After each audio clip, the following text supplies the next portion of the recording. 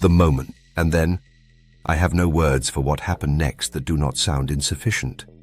But I will try. He lifted his hands. He raised them over us.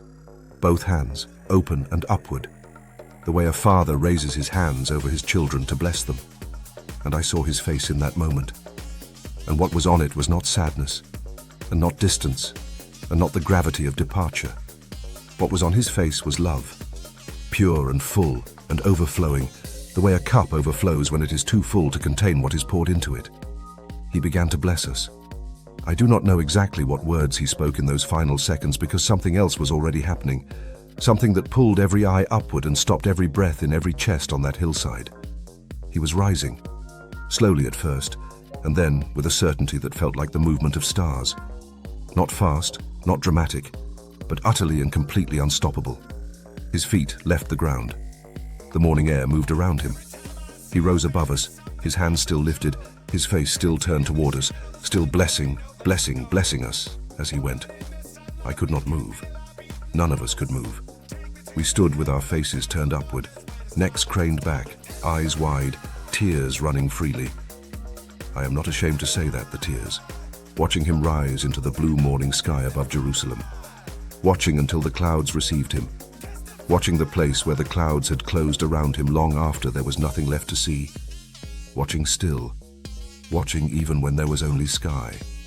The stillness after, I do not know how long we stood there. It might have been minutes. It might have been longer.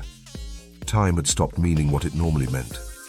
The world had gone completely silent around me. Or perhaps it was simply that my ears could no longer process ordinary sounds. The wind, the distant city, the birds. All of it had fallen away. And there was only the sky, and the place where he had been, and the enormous aching fullness of what we had just witnessed. Then voices beside us. 2 men in white stood among us, and one of them spoke with a gentle urgency, the way you might speak to someone who has fallen into a trance. "Men of Galilee," he said, "why do you stand here looking into the sky?" There was something almost tender in the question. Not rebuke, more like a gentle hand on the shoulder. Come back to the world. There is work to do. This same Jesus, who has been taken from you into heaven, will come back in the same way you have seen him go, will come back. Those 3 words broke through whatever had settled over me, and I breathed again, fully, for what felt like the first time since he had risen. He was not gone. He had not simply disappeared into an absence. He had gone somewhere, a real somewhere, and he was coming back. I looked at the others. Their faces were wet. Their eyes were still wide, but something was changing in those faces. Grief shifting, not into sorrow, but into something I did not have a name for yet. Something that felt, impossibly, like joy. We walked back to Jerusalem together. The city was the same as it had been that morning.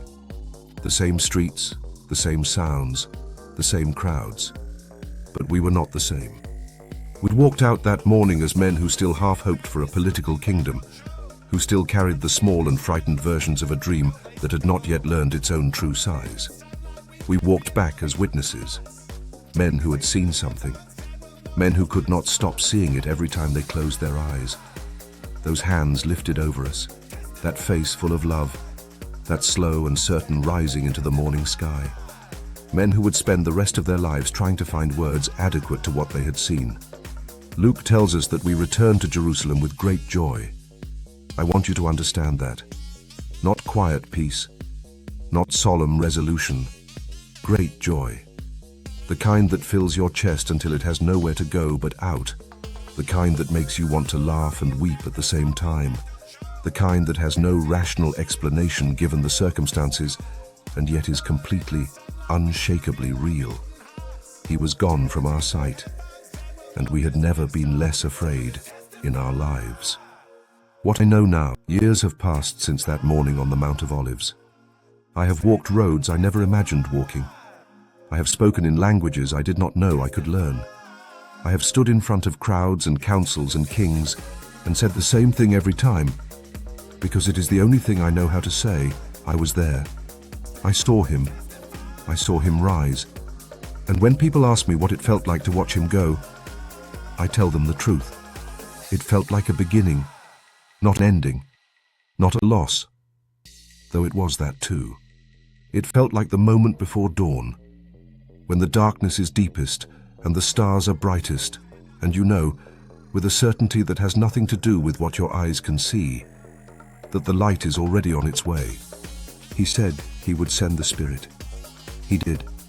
He said we would receive power. We did. He said we would be his witnesses to the ends of the earth. We are still going, and his hands. I see them still when I close my eyes, raised over us, open, blessing us as he went, blessing us even as the clouds took him, blessing us still from wherever it is he has gone to prepare a place for us. He was taken from our sight, but he was not taken from us. That is what I saw on the Mount of Olives. That is what I have never stopped seeing. This same Jesus who has been taken from you into heaven will come back in the same way you have seen him go. Acts 1:11.